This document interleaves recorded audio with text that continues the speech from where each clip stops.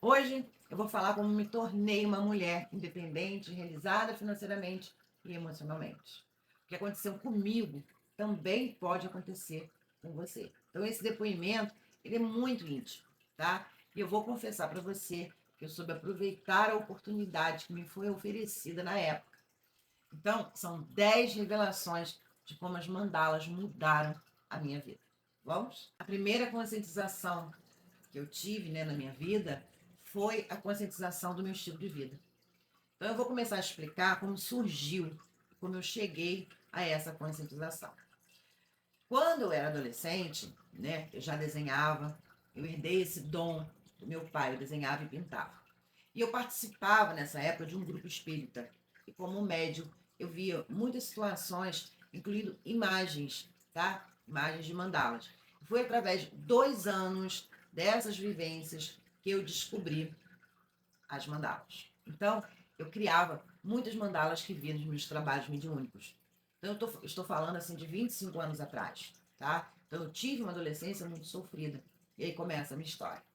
Quando eu cheguei aos meus 23 anos, é que eu fui me conscientizando que tinha algo errado comigo.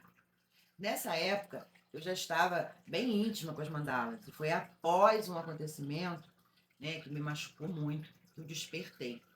Então, eu comecei a me aprofundar ainda mais nas mandalas, até mesmo como uma forma de fuga. Essa foi a verdade.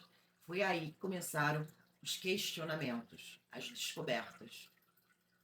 Desse dia em diante, eu comecei a analisar a minha vida. Comecei a olhar para a minha vida. Comecei a prestar atenção em mim. Como os resultados das minhas decisões, das minhas escolhas, afetavam, e claro, também afetavam o meu emocional. Eu tinha que entender o meu emocional, tá? E como ele estava ligado diretamente a esses resultados tão sofridos, né? Então esse foi o primeiro grande passo nessa jornada de autoconhecimento que as mandalas trouxeram, que foi a conscientização que eu era responsável por tudo que eu estava vivenciando.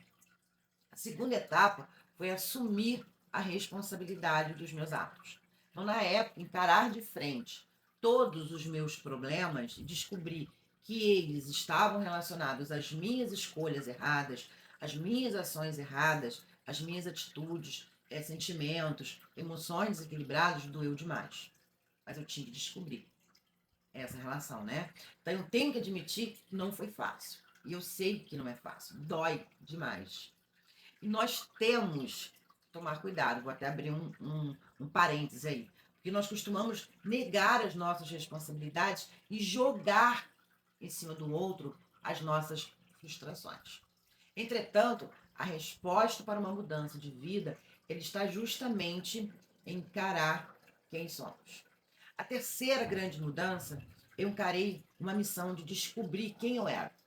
Então, para eu descobrir quem eu era, eu tinha que descobrir o que eu queria ser e fazer uma comparação entre as duas vidas, né? A que eu tinha diante de mim e a que eu estava almejando. Então, a comparação, ela me revelou uma realidade de controversas. A Lúcia, emocionalmente doente, não tinha condições nenhuma de se tornar uma Lúcia, né, que eu idealizei. Então, eu descobri dentro de mim uma criança que não sabia lidar com o mundo. E eu descobri através das mandalas. Então, as minhas reações eram todas moldadas diante de lembranças, de sentimentos guardados, sentimentos muito difíceis, emoções, traumas. Eu tinha uma baixa autoestima muito acentuada, uma insegurança extrema, mágoas, muito medo. E tudo isso me fazia aceitar as migalhas que me ofereciam. Bem, a minha quarta grande revolução foi a decisão de rever o meu passado. Eu decidi me aprofundar ainda mais na questão espiritual, nas mandalas, e me afastar do meu círculo de amizade. Analisar qual era a minha posição dentro da minha família. E então eu puxei lembranças lá de trás da minha infância. Foi então que eu descobri a carência emocional, o meu medo. Eu não me achava capaz de realizar nada, nada que fosse novo. Eu não acreditava que as pessoas fossem capazes de me amar, de me aceitarem. Eu descobri que eu me sentia desinteressante, feia, insegura. Eu era introvertida. Eu não acreditava que eu fosse capaz de aprender algo novo. Na minha quinta grande revolução, eu resolvi ir mais fundo e analisar a minha infância.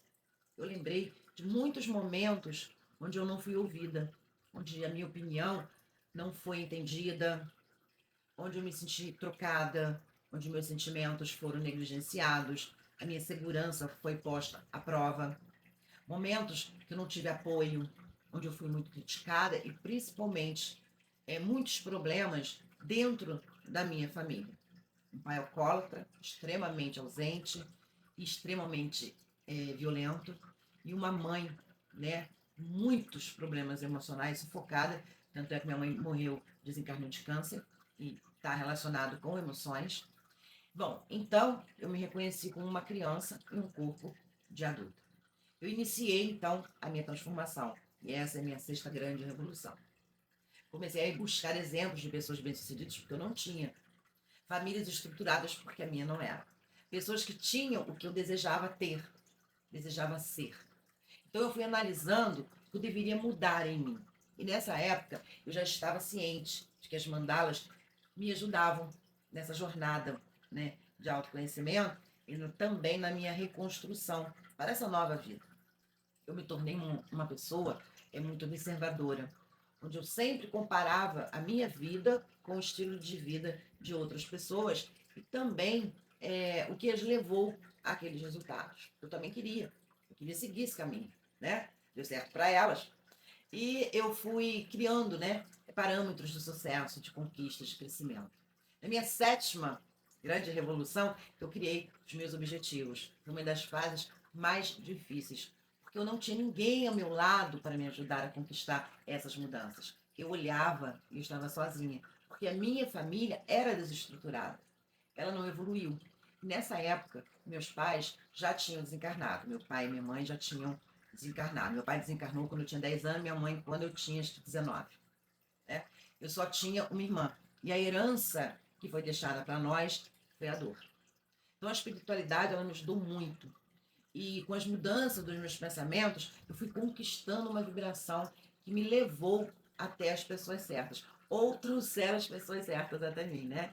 E eu soube aproveitar. E eu aproveitei.